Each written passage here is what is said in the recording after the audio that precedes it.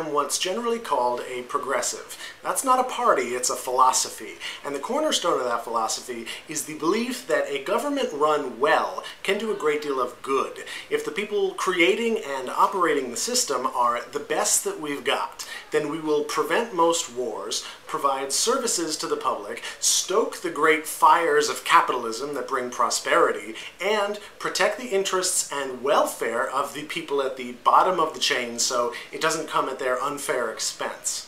Now, what I'm describing is actually the mission of government in the modern era. It's hardly controversial. We have always been supposed to be doing these things. But with the newer rise of conservatism over the last few decades, there has emerged a common and insidious point of view that we cannot do those things. That whatever government tries to accomplish for the good of the public, it is destined to fail.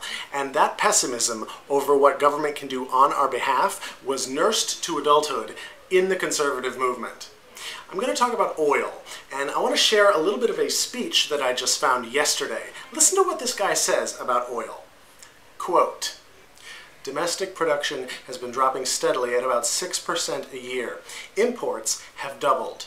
Our nation's independence of economic and political action is becoming constrained. Just to stay even, we need the production of a new Texas every year or a new Saudi Arabia every 3 years. Obviously, this cannot continue. We could endanger our freedom as a sovereign nation to act in foreign affairs. We will plunder the environment. Inflation will soar. Production will go down. People will lose their jobs. But conservation is the cheapest, most practical source of energy. Insulate 90% of all new buildings. Use solar energy in more than 2.5 million houses. This difficult effort will be the moral equivalent of war, except that we will be uniting our efforts to build and not destroy." Unquote. Those are pieces of a speech that was given by President Jimmy Carter in April 1977, 3 months after he took office.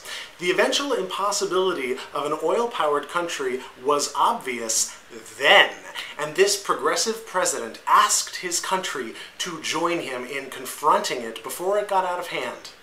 Carter asked us to increase domestic production with what was available, which at the time meant more coal and nuclear, but also to build an infrastructure that relied on the new solar power.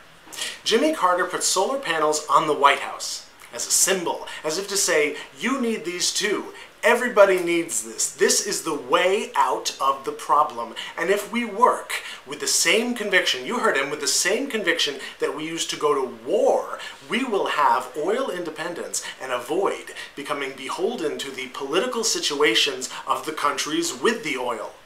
Jimmy Carter was a progressive.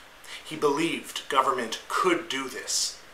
Unfortunately, he wasn't the kind of leader that makes a great president, and he lost a few years later to Ronald Reagan, who was a commanding leader, but had very, very different ideas about energy. Ronald Reagan moved into the White House, and he took the solar panels down. He took them down, and he and George Bush sold arms to Iran and Iraq to fight each other with.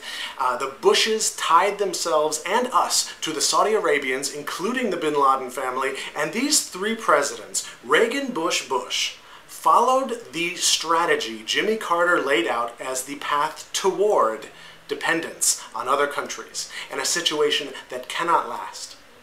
Now, frankly, Bill Clinton was president during that time as well, but just because he was a Democrat doesn't mean he was a progressive.